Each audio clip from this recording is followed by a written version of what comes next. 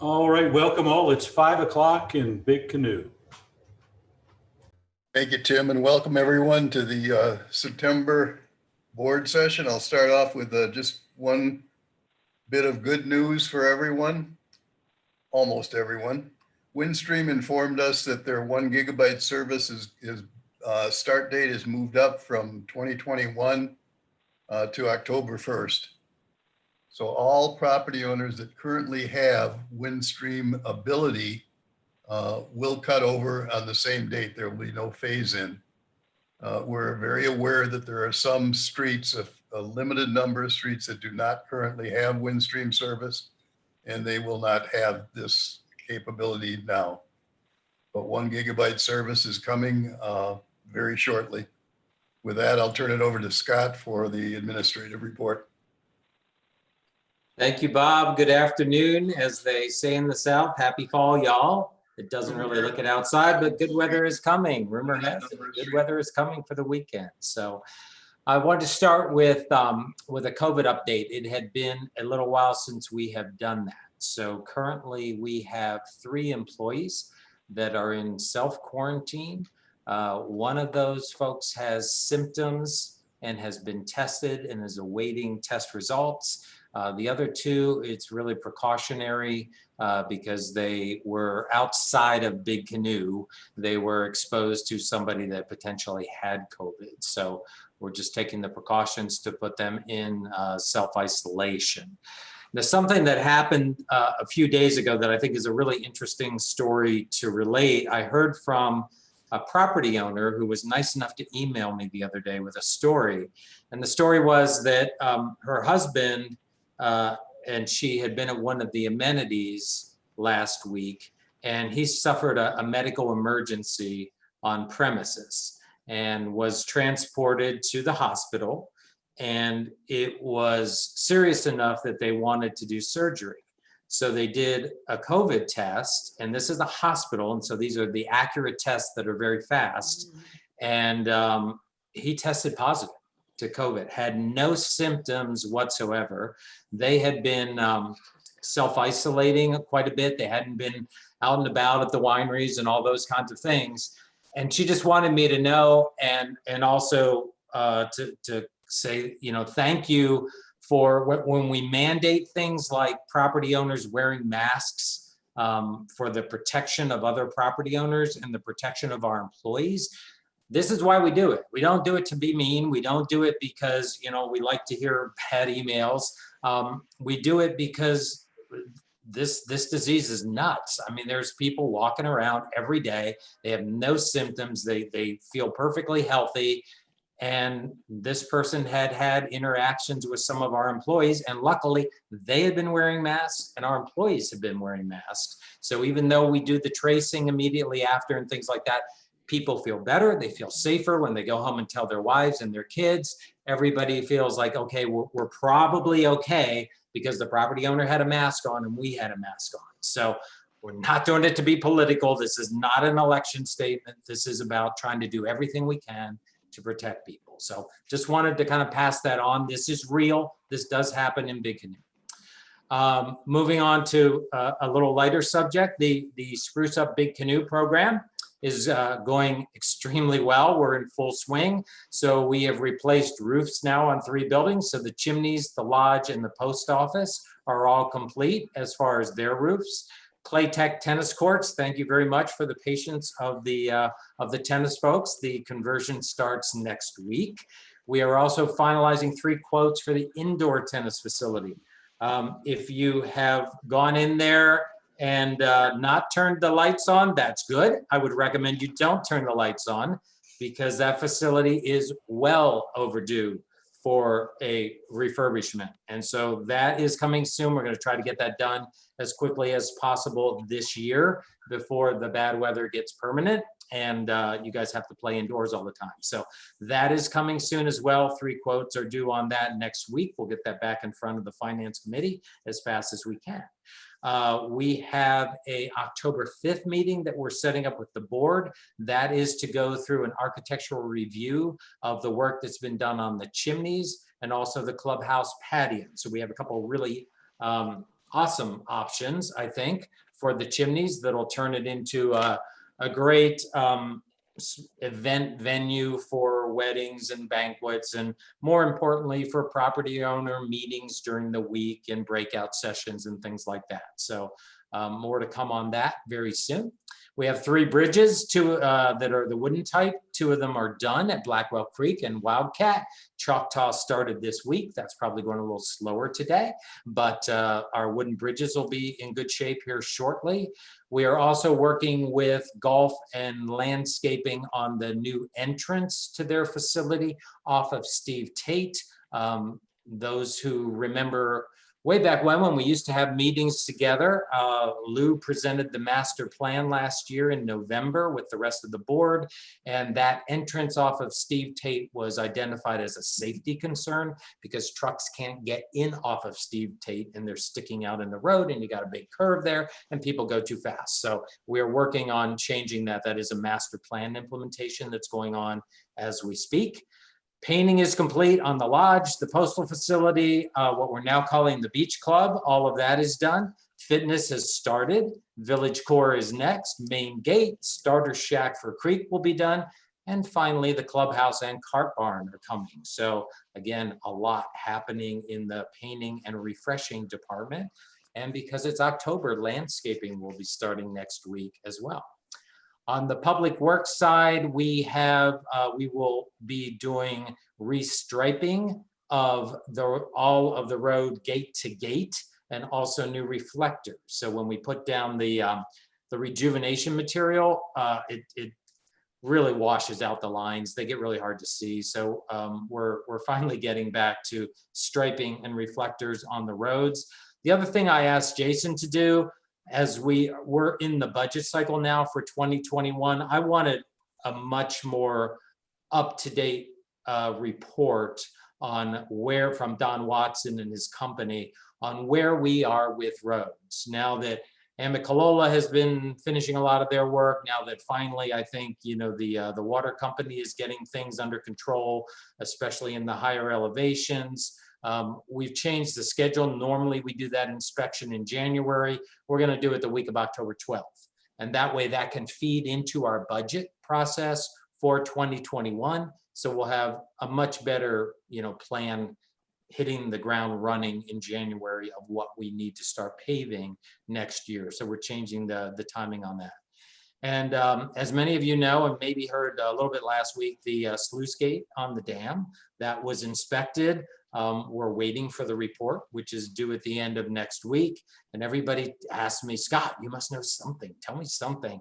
The words from the diver coming out of the water was nothing alarming was seen. So that's what we know, which is good. I like it when they say nothing alarming and dam in the same sentence. That's good. But we're waiting for the official engineering report, which will be next week. And last but not least, on the good news thing, we are finally fully staffed in food and beverage, and we are bringing back curbside, and that will start on October 1st, so next week. So we'll get some emails out on that. We'll reactivate the reservation system and things of that nature. We do have a hostess in place now in the clubhouse. So we'll do a better job of answering the phone than when we were like terribly understaffed 2 or 3 months ago. So anyhow, curbside will be back for the fall, which I think will be awesome. So that concludes the admin report for today. Thank you, Scott. 2020, good news is always most welcome. A couple of comments on the amenities. First, I see that the racquetball advisory committee has been constituted and is in operation. And I'm a bocce ball player. I think the only one board member that played bocce ball for all of these years. And I'd like to congratulate Linda and all that are involved with writing the specifications. The specifications for the new bocce ball courts have been written. They've been distributed to all bocce ball members. And there is an advisory committee of very experienced bocce ball players that are shepherding and looking at that. And more power to getting this done very right and taking care of the lessons learned from the last one. See if any of the other board members have any comments before I turn it over to Amy for finances. I have a question for you, Scott. Yes, sir. You were talking about the sprucing up Big Canoe, which is a initiative which I think is long overdue. But that plus the change to the AECD guidelines regarding railings reminded me of a commitment we made to a Buck Skull neighborhood property owner that we were going to get involved. She is making a concerted effort to clean up that long neglected neighborhood. And we had made a commitment to her to help with the properties that, or the property that the POA owns, as well as helping her with enforcement on some of the property owners that are not maintaining their properties up to standards. Could you give us an update on where we're at with that? Sure, definitely. Jan's doing an awesome job of getting, I think, what could be a darling community in Big Canoe, rejuvenated back to what it was way back when. Trina and I and Jason toured the whole property and made quite a list of violations that were on, owner property. All those folks have been given violations. All of them have been, actually, some of them have now been put on their second notice. Many of them immediately complied and got on the phone with Trina and have come in and looked at paint colors and things. So we expect some good things to be happening there soon. The people that didn't comply have gotten their second notice. And so, that is not something we just take lightly. We have a timetable, we have a process, we follow that process. Fines will be forthcoming if it goes much further for those particular properties. And in addition, this is one of those interesting Big Canoe things for a 50-year-old community almost. We didn't know where our right-of-way was. So we basically had a survey done. And so we understand exactly now where the POA property starts and stops within that community. And therefore we are now able to identify if a retaining wall is that issue or something. Is that our responsibility? Is that on the POA property and right away? Or is that something that is, on private property and that needs to be taken care of by that owner?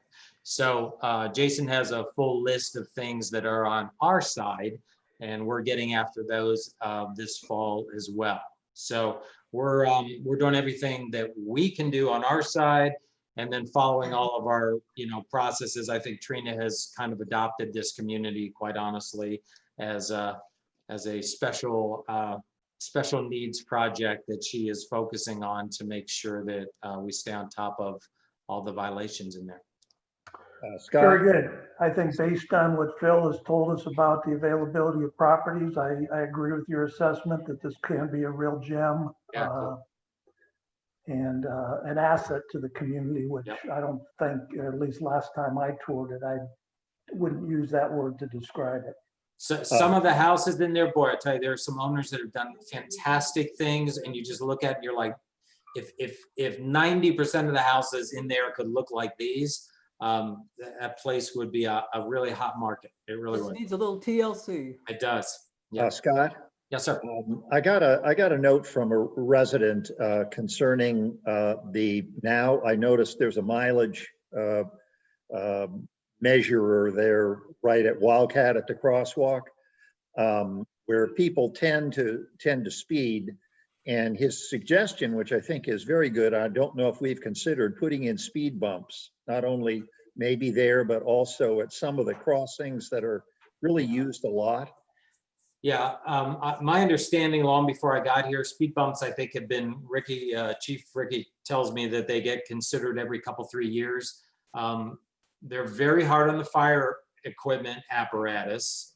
And so typically they have gone the route of trying to encourage in the areas where there's been speeding things to get the signs out, get the monitoring, get some more dedicated patrols in those areas.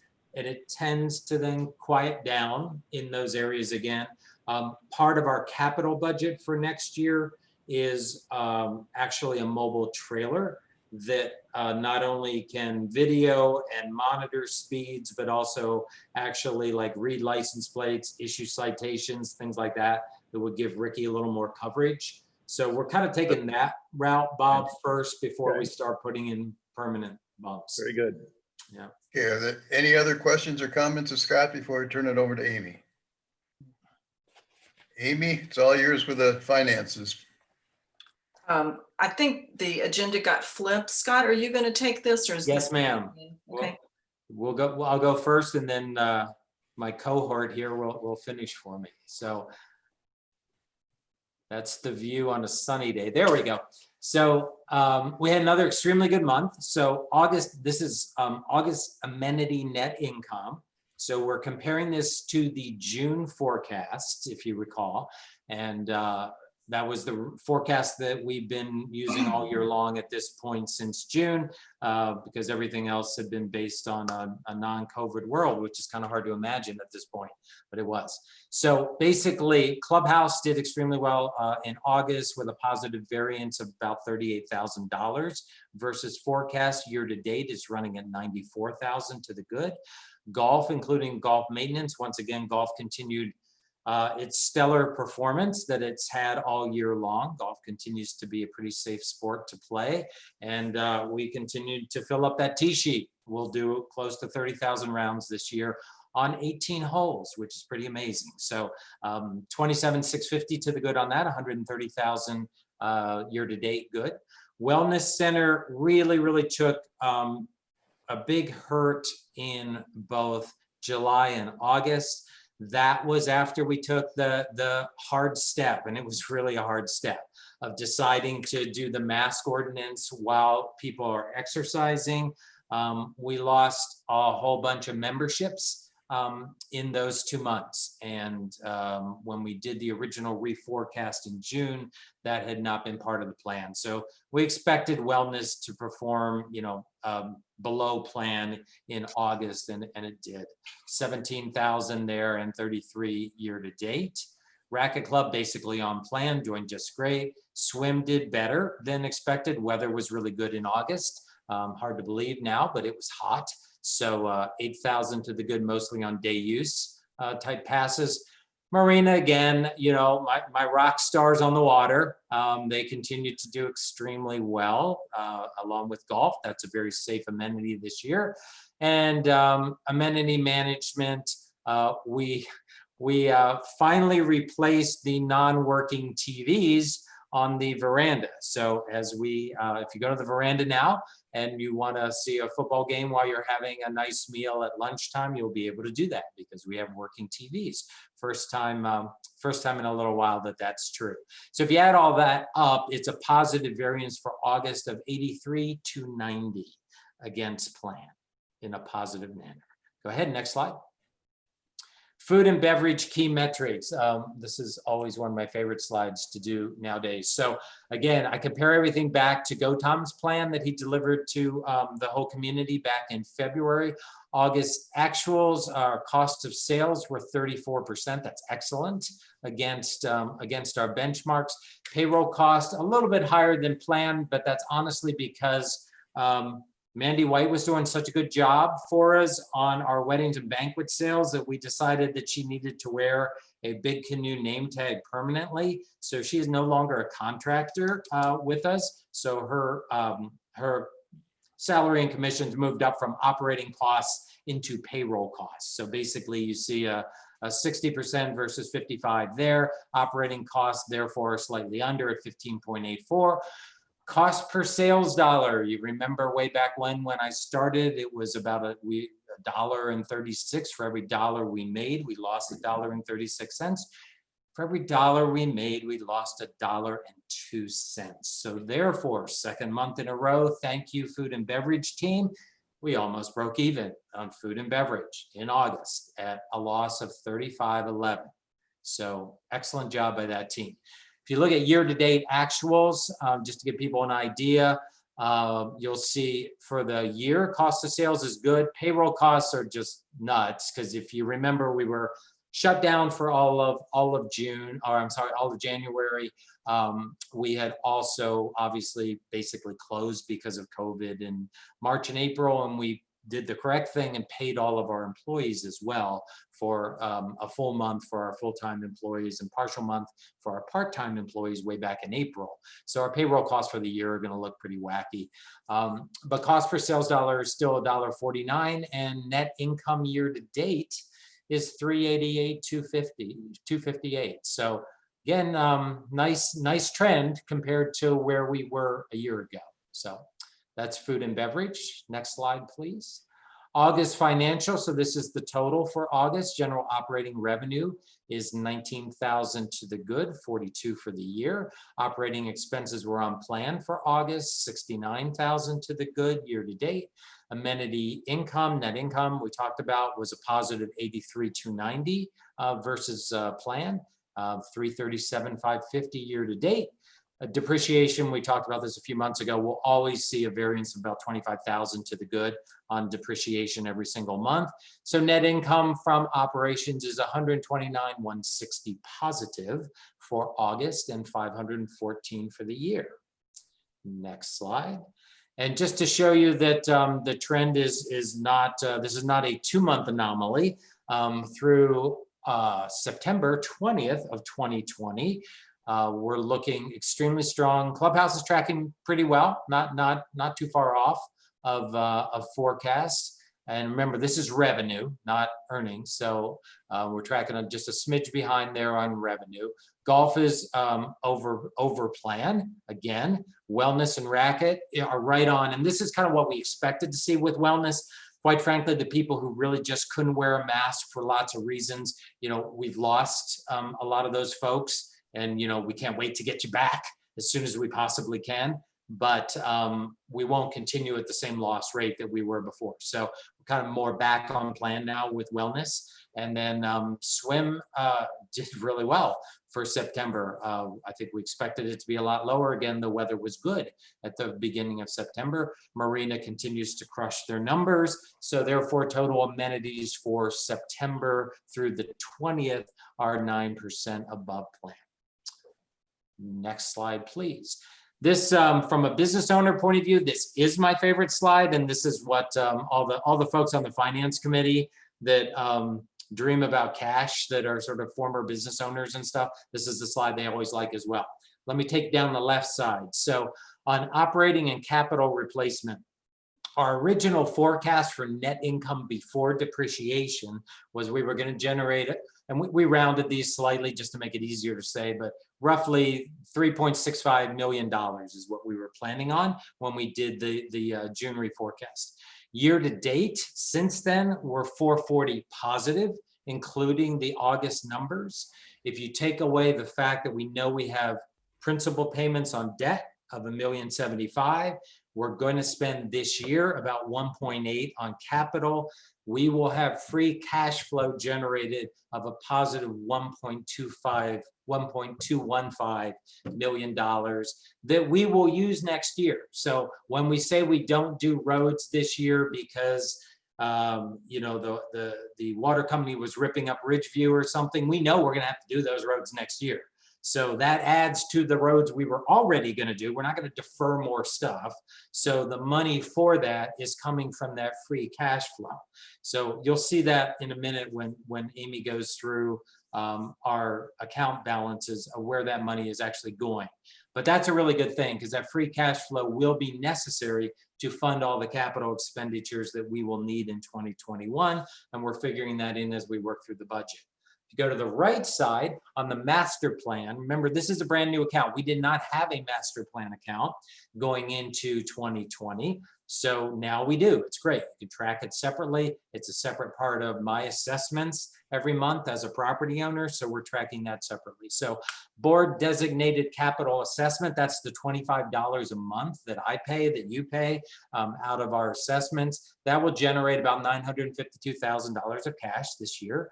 We did sell some property on Hubbard Road earlier in the year that netted $72,000. That's where that money went. You may recall at the end of last year, the Finance Committee recommended that the surplus operating cash from 2019, instead of using it for capital, like I just talked about, we put that into the master plan capital fund. So 1.25 million was moved with a board vote earlier in the year into the master plan fund. And so far, we expect by the end of this year, we will have spent about $400,000 on master plan projects in 2020, therefore leaving us with a positive cash flow for the master plan of 1.874 million for this year. So when we say that we have the money for Creek 9, that's what we're talking about. The money is sitting there, 1.874, plus the cash that we'll be generating through our ongoing $25 a month assessments that'll be happening throughout 2021. So you'll see that on our account balances in a second. So that, I think that tees up Amy, right? Next slide. It does. Go right ahead. Our committee met earlier this week to review August financials and the outlook on the rest of the year. As Scott just went through, this month was better than we expected. In part, we had a favorable mix in banquet to a la carte at the clubhouse. And of course, the outdoor amenities had continued at high usage. We only had one golf day lost to rain. So our net income was about 1.88 million versus 1.378 forecast. So looking good.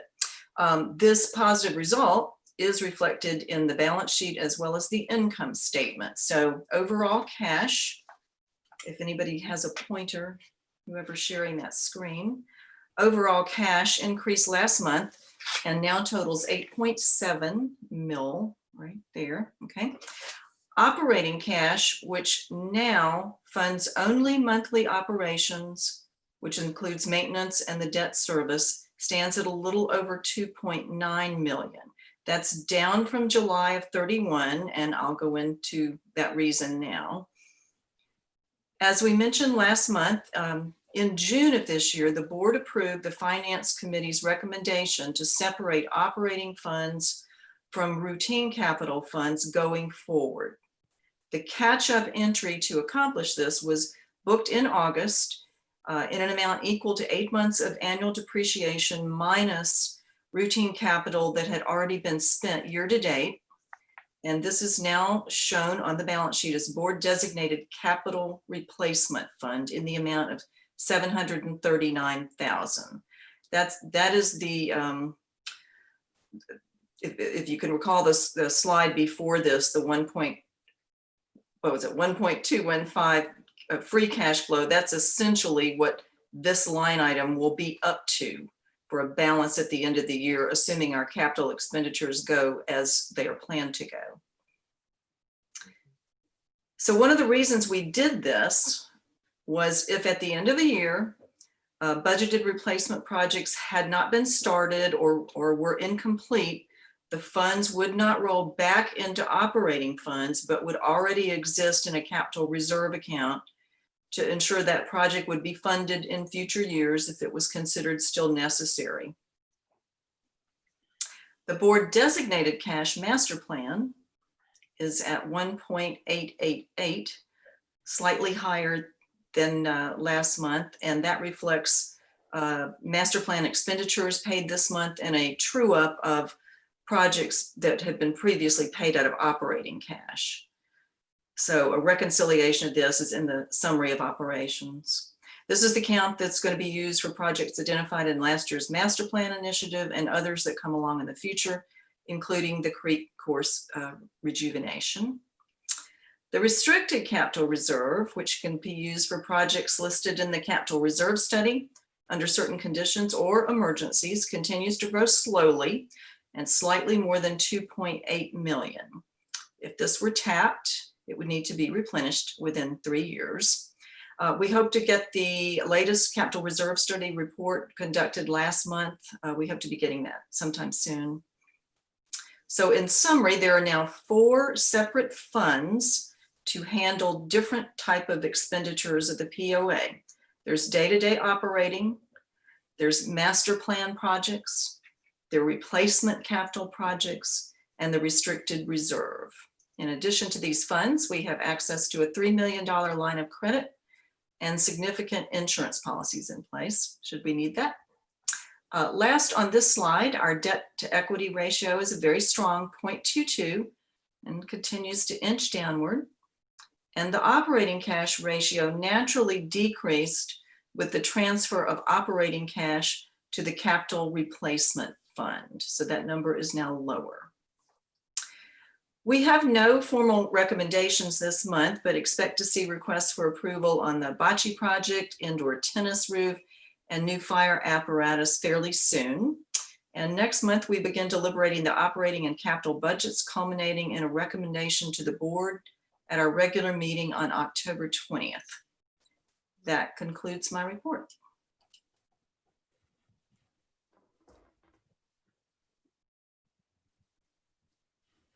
Is Jane gonna add anything to that, or is that it? Nope, we're all set, Bob, That's it. unless there's any Okay. questions. Yeah. Okay, thank you very much. Two comments on food and beverage. Number one, good news. Number one, curbside service coming 1st of October is going to be very welcome to the property owners of Big Canoe. And number two, the second month in a row, the net income loss is is close to break even, giving the year to date of under 400,000 in the first 8 months of the year. And if we continue anywhere near that $2,000 to $4,000 a month for the last 4 months, it's going to be a significant improvement from 2019 and 2018. Do anybody from the board have questions or comments? Yeah, I have a couple of questions for Scott. Relative to that food and beverage performance. And I guess we'll see this in a few weeks when we see the budget, but Yep. Looking at the percentage cost of sales, percentage payroll expense as a percentage of cost of sales, operating expenses, as you pointed out, we're at almost, for all intents and purposes, break even. Yeah. Do you see that sustainable, or once we go back to full capacity or full operations, do you see us backsliding at all? The direction that Gautam and I, let me start that again. Robert has done 5 different, Robert Sabat, who's our food and beverage manager and amenities director. Robert has done no less than 5 different versions of the 2021 budget.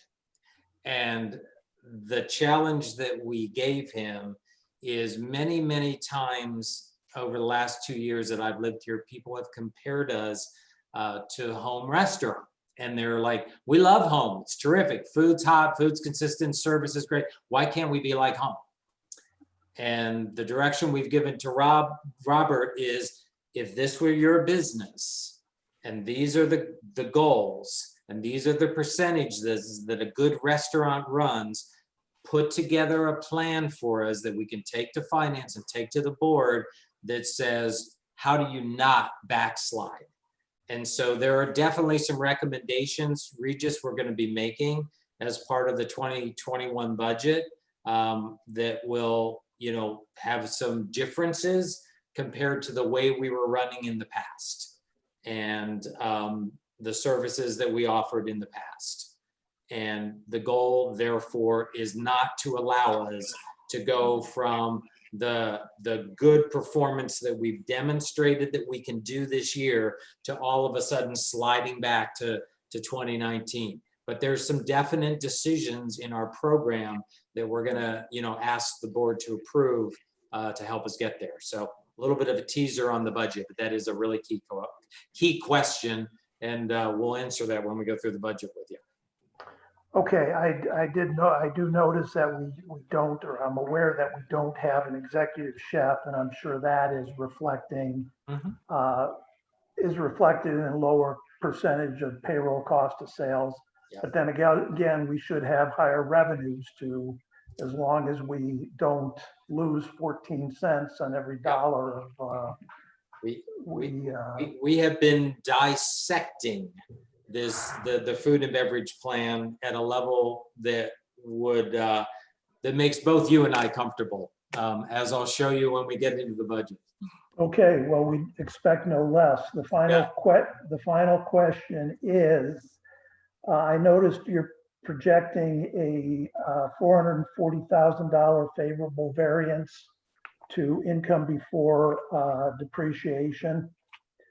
That is the variance through August. So Yes, sir. you're just projecting that favorable variance is going to be sustained. Yes, correct. We don't really see that there will be anything that cannibalizes that. I would hesitate to say we'll continue at this, wonderful rate of adding $100,000, favorable each and every month. As we talked about today in our budget session, December is a tough month here.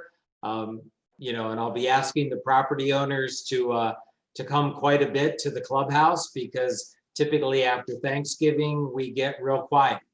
And so, we won't certainly be able to maintain the same, lose $3,000 a month in food and beverage. But we don't see anything that will cannibalize that 440. That's correct. Okay, well, I have tons of other questions, but I don't want to lose our audience, so let's move on. Anybody, any other board members have any questions of Scott or Amy? No. If not, we'll see what kind of news we get from Phil and what's happening with sales in Big Canoe this month or last month.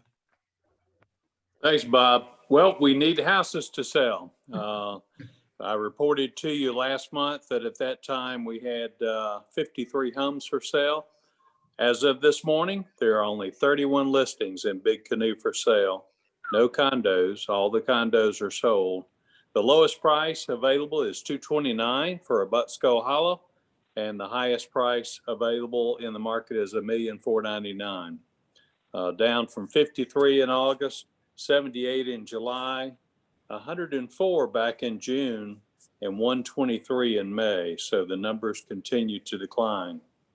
127 lots are listed for sale in Big Canoe, 132 in August, and down from 140 back in July and 129 in June. So lots are listed from $3,000 at the bottom price up to a high of $399,900 on the lake, on Lake Pettit.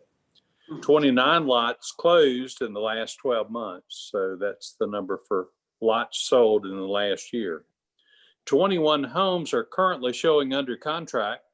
There are multiple offers in Big Canoe right now for homes that are going on the market, being sold in days. So if you've ever thought of listing a home, now would be a good time to be out there.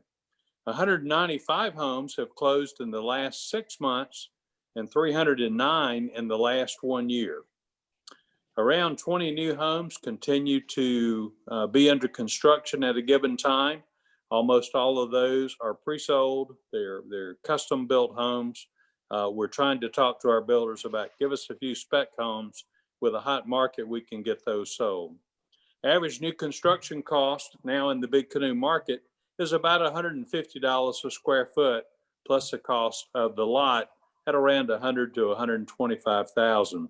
So that average 3,000, 3,500 square foot home in today's market is costing in the $500,000 to $600,000 range.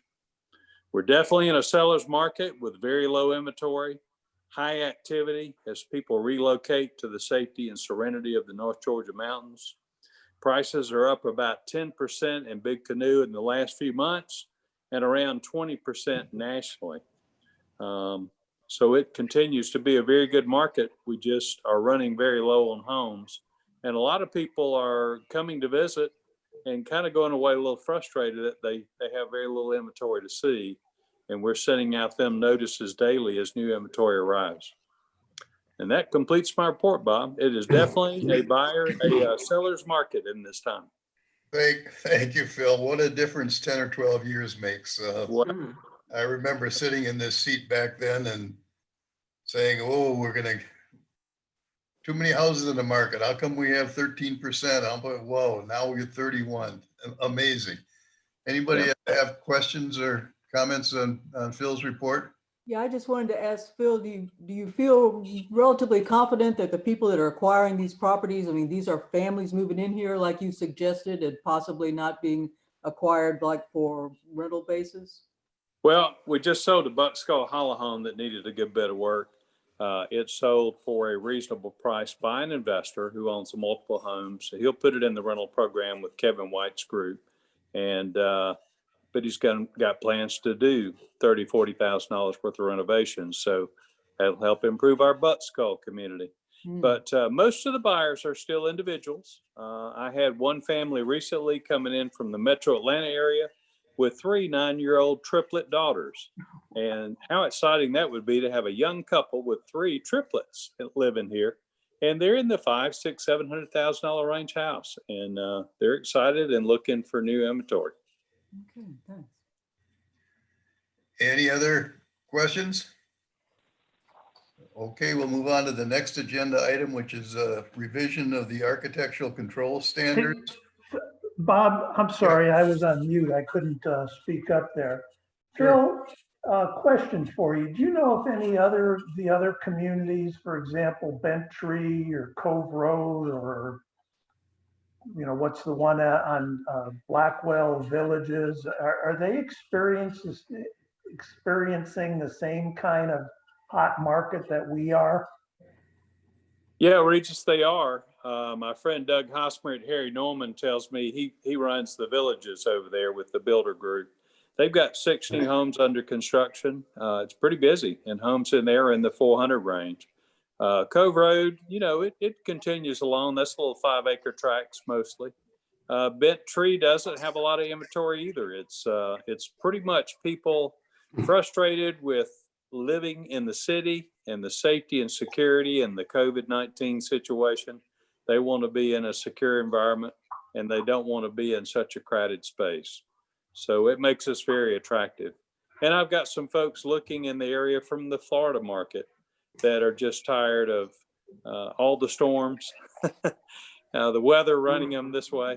It's been a busy hurricane season. So it's a combination of things, but a lot of it is driven by COVID-19, serenity, security, and just people wanting to get in the gates and be safe. Okay, thank you, Phil. We'll turn it over to the chair of the AECC, Elton. Do you want to introduce the proposed revisions to the standards? Sure, Bob. This was something we worked on over the last several months because there appeared to be some confusion with the new standards and interpretation of what is actually permissible, specifically for decks, railings, posts, and pickets. So our group got together and we went through all the language and tried to make it as clear and concise and organized as possible.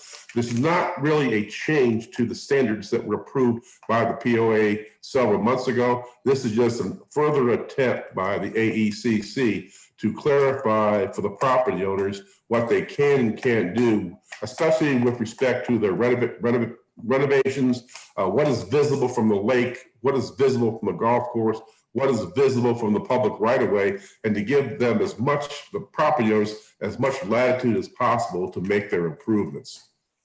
That's essentially what we've done here. I believe all the board members have received this item that was prepared by Trina showing what we had before, which was approved by the board, and what our modifications or changes were to make it clearer for the property owners who were, attempting to make changes to their decks and railings and posts and rails. So that's essentially what the focus was there. There was some minor changes to the overall standards based on the changes to the Big Canoe business model that Scott addressed, I believe, the last meeting. So we had to make some changes in our standards so it would be consistent with the new business model regarding the AECC committee and how they will be working under the direction of Scott at this point in time. And then the next item down was also changes that we made to the charter, because we had to adjust the AECC charter to put that into compliance with the new business model that we're going to be operating under with regard to Scott, the general manager, and the committees. So are there any questions that I could address, or I believe everybody's seen this material and information, and we have worked with Lou on this as well. I'll miss working with you. Would we entertain a motion to approve the changes, and then we'll entertain any questions any board members have? I'll make the motion, Bob. I second it. And there's a second. Is there any questions of Elton? How much time does an individual homeowner have to, if they're not in compliance, to comply before a next step is taken? Wayne, it's pretty much pursuant to the rules and regulations that we already have on board. They're given a letter, and depending on how much change time or work is required to put them in performance, Trina is very, very accommodating with them. But she does, she is aggressive, and we try to make sure that everybody gets a fair shake, but that's why we have the standards, and the standards apply to everybody in Big Canoe. Well, that's why I asked the question, so that everybody listening would be reminded that they need to closely coordinate with Trina and ensure what they're doing. If I could give one comment is, please talk to Trina before you make any exterior changes. You'll solve 99% of the problems and probably make the AECC obsolete. We don't want to do that, Elton. No. It's good stuff. Are there other? But to answer the question about how many days, typically, if I don't hear from you within 30 days, you're getting the second notice. Yep. So there's no reason why you can't notify me, you know, with a time frame or whatever, or at least let me know you got the violation notice. What happens after the second notice? The second notice is, it outlines the fining procedure, and the fines are $50 a day if you don't correct the violation. Okay, thank you. Any other questions or comments? Let me make a comment to Elton and Trina. The AECC and the AECD, critical elements of the character of Big Canoe. Absolutely. Thank you so much for everything you do. Absolutely. Thank you, Bob. No other comments? All those in favor of approving the changes, say aye. Aye. Aye. Opposed? Okay, I guess it's unanimous. And Elton talked about the change in the charter. Scott, can I turn it over to you for the change in the 3 committees that were changed from board committees to general manager? Right. Sure, thank you. So what follows next is 3 different charters there, and each chair of the committee worked with their board representative to edit the charters to make them consistent with the new governance model that we passed last month. And the board had received all of these ahead of time. And largely there's nothing that changes the role or purpose or scope or anything of that nature of the committees, just more of, who approves committee members, the fact that they report to the board or report to the GM instead of the board, that type of thing. So all 3 of them have been redlined. The committee chairs put them together, and we'd like your guys' approval to vote for adopting all 3 of those charters. Are we voting on all 3 of these as one or separately? Can do it either way. I'm fine. Bob? Let's do it all at one vote for all 3 charters, but let's have a motion to approve the 3, and then we'll talk about AECC, finance, and water individually if there's any questions. Is there a motion? I'll make a motion to go forward. Is there a second? Second. Okay, any questions of Scott or on the three charter changes, which are basically changing designation of board to the GM? Handle with care, Scott. Yes, ma'am. Absolutely. Well, I'll make one comment, and that is, I am going to vote against the approval only. I agree with the AECD. As I expressed my opinion, I don't think moving the Finance Committee under control of the general manager is in the best interest of the Big Canoe property owners. So I will vote again. My objection is to that change. But since we're all voting for them as one, I am compelled to vote against changing all three of them. But okay, I hear what you're saying, Regis. We really went through this last month and voted to do it. Now this is the administration to put us in lockstep with what we voted to do last week, but okay. Yeah, I know what it's for, but I'm going to be consistent. I objected then and I still object now. So I'm going to be consistent with that. You voted 5-1 without me last time, so I'm sure it'll be approved 5-1 again this month. Hey, Regis, I'd like to remind you that as treasurer, I am a liaison still to the Finance Committee and will be attending those meetings as I did on Tuesday afternoon. That's fine. I'm aware of that. And I also believe that the Finance Committee, being property owners, I trust not only their expertise, but, you know, I think they'll speak up not only when reporting to Scott, but also, you know, with their allegiance to the other property owners and the board. I'm trusting them to be transparent and just keep on doing the great professional work they've been doing. Okay, any other comments before I call for the vote? All in favor, vote aye. Aye. Aye. And opposed? No. And it's 5-1. Okay, last two items on the agenda. Regis, we're in the home stretch for Creek 9. Do you have any words of updates from the work session of a week ago? No, not really. There are no exit polls, so I have no idea where things stand. The ballots are due in at Malden and Jenkins, I believe, next Wednesday. And by Friday, we should have an answer. Okay, anyone else with any comments or questions on Creek 9? If not, we'll move on to the next agenda item, which is Candy. Any words that you have, any update on the CCF? Well, as I did last week, Bob, I'd just like to go back as a summarize background information and let you know where we are and what we've recommended. As many of you know, the concept of the capital contribution fee was born from the development of the funding for the master plan. And that concept was presented in November of last year by Lou Stevenson in the town hall meeting. The chamber study that was conducted in 2018 and was completed in early 2019 assembled a list of facilities for improvements over the next 10 years and provided some estimated costs. The Long Range Planning Committee in turn took these projects and prioritized them based on safety, maintenance, replacement, and enhancements.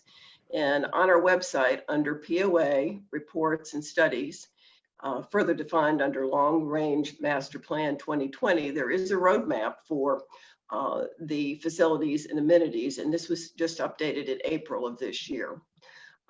This list is continually being evaluated by Long Range Planning, and the projects which to date have been identified over the next 1 to 7 years include deferred maintenance projects with the chimneys, relocating the postal facility, increasing the parking at the lakes and marina, making some enhancements to the clubhouse for meeting the food and beverage operating plan, a new grounds and greens facility, enhancing the wellness center, and other golf course renovations. As you know, the Big Canoe is 48 years old, and a one-page document entitled The Character of Big Canoe was authored in 2004 by a former board member to outline the visions of our committee, the vision of our community. And I'd like to relay some excerpts that are still extremely important and pertinent today. A keen appreciation of the preservation of the natural environment and its ecological systems forms one of the core values uniting Big Canoe's diverse population. A large percentage of land is devoted to green space, and the facilities are constructed and maintained to reflect a semi-rustic but high-quality upscale community in keeping with the mountainous character of the community. Change within Big Canoe is managed with the objective of maintaining the fundamental character of the community and its environment. This philosophy of change is in concert with the recognized need to continue to respond to the evolution of the needs and desires of Big Canoe's current and future population. The CCF work group was formed in May, and we met 5 times to review the types of sources of funding that made sense for our community to fund our master plan projects. We agreed a capital contribution fee was the best alternative compared to borrowing funds or raising monthly fees. After much deliberation, we voted on a transfer fee of $2,500, a fee to be paid by the new property owner.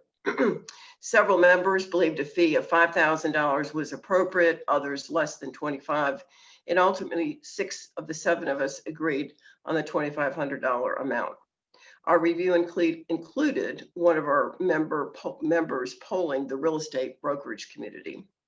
All property owners have an equal interest in our common properties, and thus we believe a flat fee to be the most equitable means to create a sustainable source of capital to maintain and enhance our properties. In the coming months, a communications program will be created and reviewed with the community through multiple channels so that when a vote does occur on the CCF, property owners will have the information to make an informed decision. That concludes my remarks. Thank you, Candy. Thank you for that. Thank you and your committee for the work that they've done so far. It's a very important opportunity for Big Canoe. If anybody has any questions of Candy or any other business, let's hear now. If not, we'll adjourn and go into the questions and answers. Are there any? Bob, we need to circle back to the discussion about the auditors. Oh, I'm sorry, I missed that. It's okay, that's fine. My bad. No, it's okay. Who's going to introduce that one, Scott? Jane would do that one. Okay. Good afternoon, everyone. Tim, can you, or Justin, could you put the slides up, please? Just so you all know, the audit committee had a subcommittee of 3 people, Ron Durst, Vince Walsh, and myself for the, as the committee for doing the, selecting the auditors. Next slide, please. Next slide, please. Hello. Okay, we sent out 6 RFPs. We received 4 responses. Of the 4 responses, we decided to eliminate the Bates and Carter response for consideration due to the high cost quoted. We did interview the 3 remaining candidates the week of the 23rd, which was Malden and Jenkins, Fraser and Dieter, and Howard Smith was the other one that we did. So with those 3 remaining candidates, we may have a recommendation to the audit committee, and the audit committee agreed with our findings. Next slide, please. Our recommendation to the board is to continue Malden and Jenkins as Big Canoe's outside auditing firm. This recommendation is based on a few things. One is the business continuance with the existing firm, which does eliminate additional costs and time with a new firm to do that. Also, Malden and Jenkins had the lowest audit cost. The audit experience, they do have a lot of audit experience with a similar client base. There's a couple of large property owners associations that they do. And there has been some recent changes made by Malden and Jenkins at the audit partner and manager positions that provides the adequate degree and acceptable degree of a fresh outlook and independence that the audit committee was looking for. So that is what us as a subcommittee recommended to the audit committee, and the audit committee agreed with our recommendations. Okay, thank you, Jane. Anybody have any questions of Jane? No questions, but I do hope that the recent changes that she noted in her slide are something that are going to be positive and proactive, because just as we considered last year with different management factions legal factions, and infusing fresh blood and a fresh insight on the business and affairs of Big Canoe, I hope that if we stick with this firm, that the new staff or the new replacements can infuse a different look and closer review on our audits.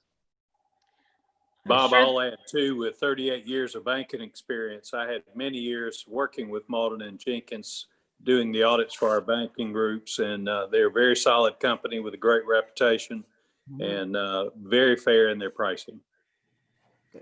Okay, Jane, and how long have they been doing or how long have they been our auditor? I think from day one. no, we brought them in about 10, 11 years ago, I think. Right. They have been doing it since 2013. They did have a break of 2 years, and before that they had done it for, I think, the 3 years prior to that. So it's about 10 years total that they have done the audit here at Big Canoe. So at this time. Thank Okay, you. Jane, can you confirm it meets all of our governing documents? It's a 3-year term, no more than that, and looks like everything else was done according to the book. Is that correct? That is correct. Okay, any other questions or comments? If not, is there a motion to approve? Also move, Bob. I'll second. Any other questions or comments?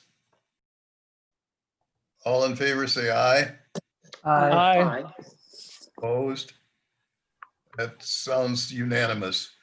Now, Scott, did I forget anything else, Scott? No, you're great. Thank you. The trails renaming. Oh, of course. Oh, I did. Thank you, Tim. Oh, my God. The trails renaming. All right. How could I forget that one? I've had that for some time. Okay, everybody on the board has seen this, the request from the Trails Committee. The Trails Committee has asked for renaming the Waterford Trails to the Waterford Park and the Toads Pond Trail to the Mike Davis Trail.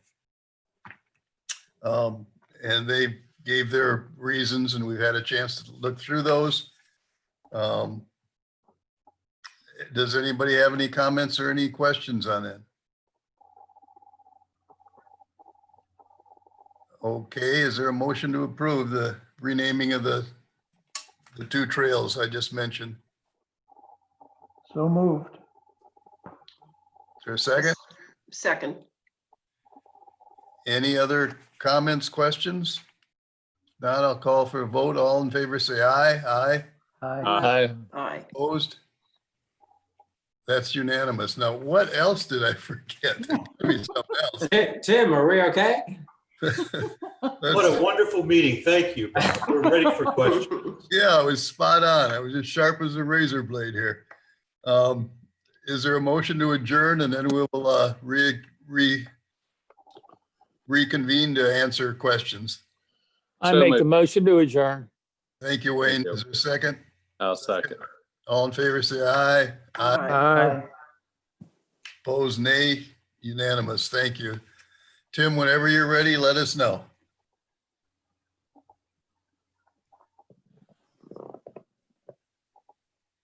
All right, we have 8 questions for you. Brian Robbins, lot 4137 asks, when will we get info on the Windstream 1 gigabit service? Where do we find info? I'll take that. I guess I've been in contact with them on a fairly regular basis, and they're They're very close to getting the pricing information, which I think is the last open switch. Other than that, as I said, both counties, Dawson and Pickens County, those streets that are currently served by Windstream are eligible for the service. We should have, before the 1st of October, which is in the next couple of days, that information, and we'll get it out, and we'll get a communication from the POA out to everyone so you understand what that is. All right, Jane Rambo, lot 3000. Question regarding payroll costs. Did Big Canoe receive any of the federal payroll protection funds? And if so, how much, and where is that information in the accounting records? Jane, would you like to take that if you're still on? I know you researched it. Yes, I did. No, we did not receive any of those funds. The POA is not eligible for any PPP loans due to the tax status. And all of the other, our revenues have not decreased, so we don't qualify based on the revenue side either. And then, of course, the last one, we are getting some fees for the people that are out for COVID reasons. So that's people that are home with their children if they have to be schooled at home and have to stay at home with them and can't come into work. Also, if they actually have COVID or if they actually have COVID. So those are the only funds that we are receiving.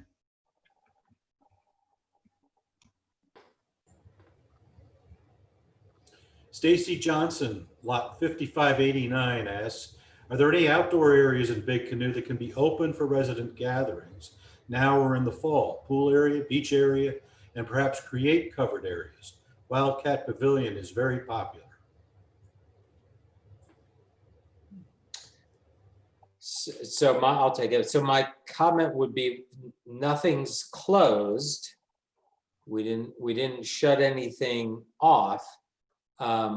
We are still mandated to follow the state of Georgia's executive order on gatherings, however. So if the POA sponsors an activity of over 50 people, we need to make sure we follow all the guidelines or all the mandates actually, that the governor has laid out for us under the executive order. So, we need to be able, for example, to ensure that at a gathering over 50, that there is social distancing. What we're recommending, we've had a number of people, Leadership Big Canoe, for example, who have done, recruiting events or celebration kind of events. And what they've done is do 2 sessions because they were over 30 people and no one felt really comfortable with that. So we broke it into 2 sections so that way people could, maintain social distancing more easily. And also we always recommend that people wear masks because even though you're outdoors, just like I talked about in my example at the beginning, the guy standing next to you laughing may not know that he has COVID-19. It's very possible. So that would be, anything that you want to do as a sponsored, club event, anything like that is going to go through Mandy White or Dot Grogan, and they certainly know the rules and can work with you to figure out where the best venue is to do that.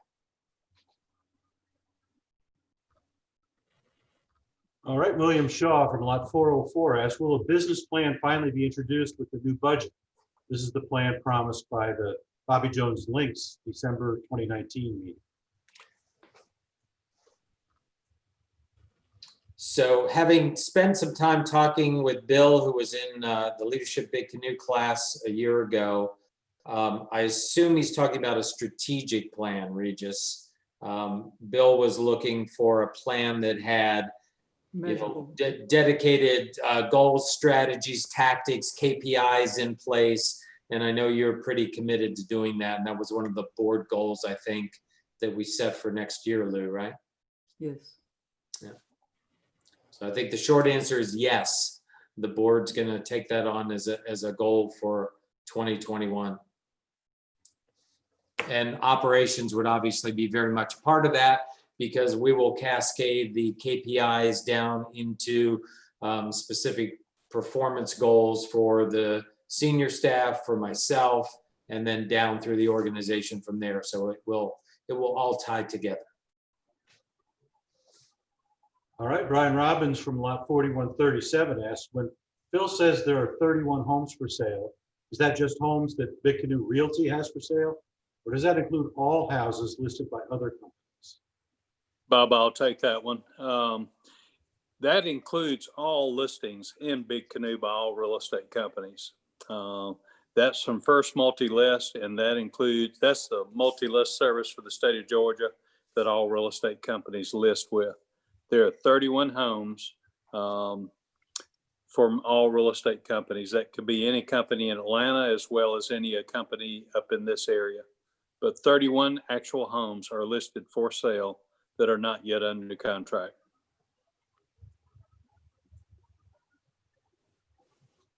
Stacy Johnson, lot 5589.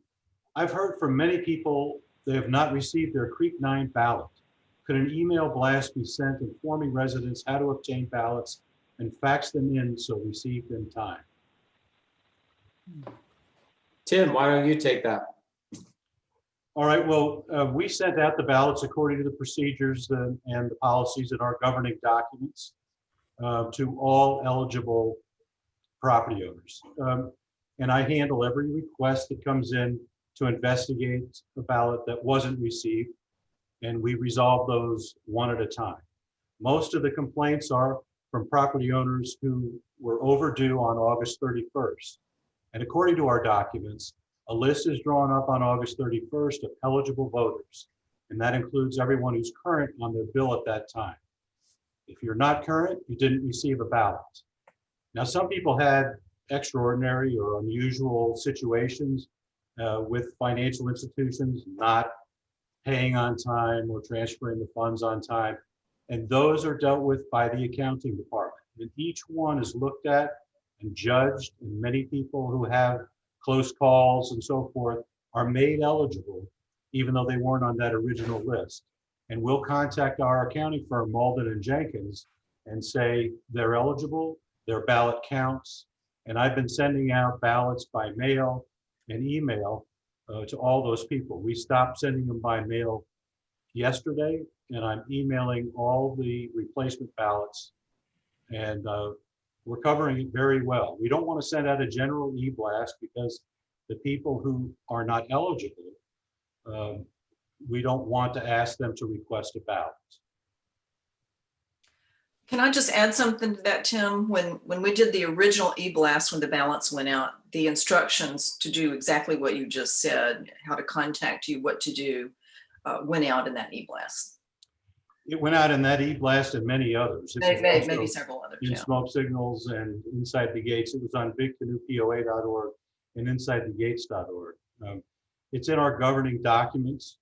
This year we've had 2 chances to go over it extensively on Facebook, and in the spring we did it for our second election. We covered it very thoroughly in our announcements and social media. So I don't think another email would help at this point. We try best we can to get that information out. So Tim, if anyone believes that they were current or they are current on their all their fees and assessments and they did not get a ballot, they should contact you directly. Yes. Okay. And then the second part of that question was fax as opposed to mail. Anyone venture an opinion on if that's possible? It is possible. On the property owner side, very few people have fax machines anymore. So everything has been going by email. They certainly can fax it to Malden and Jenkins once they fill it out. Okay. But I'd be happy to fax it to them as well. Okay. Very good. Thank you. When I send out information, it includes 3 ways to submit their ballot to Malden and Jenkins. They can mail it, and we have prepaid envelopes in the Wellness Center lobby. If you didn't get an envelope, they can scan it and email it to Malden and Jenkins. I provide an email address there, and they can also fax it. And there's a fax number provided by Malden and Jenkins. And we have had a number of property owners who've resolved that discrepancy. They weren't on the list on August 31st. They became eligible. They received a ballot. They've sent it in and it's been counted. Thank you.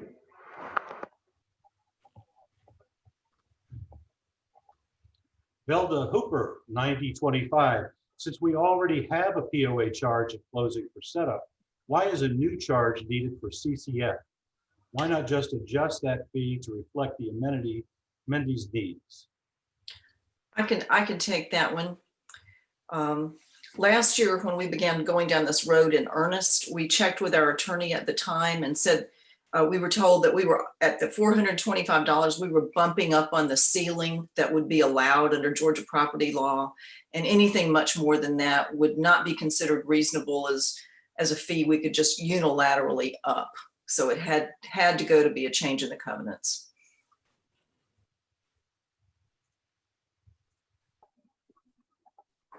All right, and here's our final question for this evening.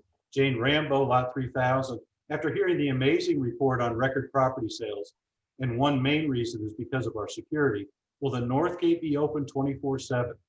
Pictures posted of vehicles driving around the gate have shown up on social media.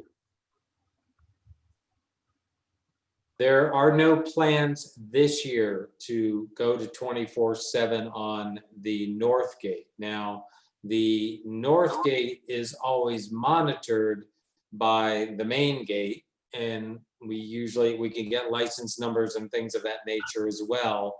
And one of the things that has been a little bit of an issue for us is we don't have high-speed connection to the main gate. So as part of the Windstream activity, we've asked them to do everything they can to get us high speed, which then just provides even more sort of instantaneous monitoring of the north gate from the main gate. As far as 2021, yeah, that's part of the budget discussion that we'll talk about. Scott, a quick question for you. I'm told that we're no longer asking for driver's license of people coming into the gates to visit to prove their identity. I would certainly prefer that from a security perspective. Your thoughts on that?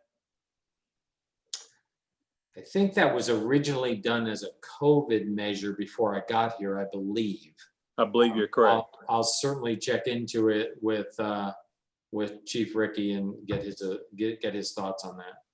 Okay. I think it was just trying to minimize face-to-face and transfer of potential virus through handing things back and forth, but I'll check into that. Understood, but I can really appreciate Phil's question. When I looked in your report this month and looking at that just escalating, rate of visitors that came in between April and August, it just went through the roof. Yeah. Well, it's certainly a staycation year, as is visual by all the amenities and all the use, and the rental companies are at full boat capacity, and it's been a different year for us. And just getting a tea time and a pontoon boat reservation has been very interesting. Tim, that's it. No late arriving news? That's the final question. Thank you for your answers. Okay, thank you everyone for your attention and for getting through this. Appreciate it. Until October. We're all done.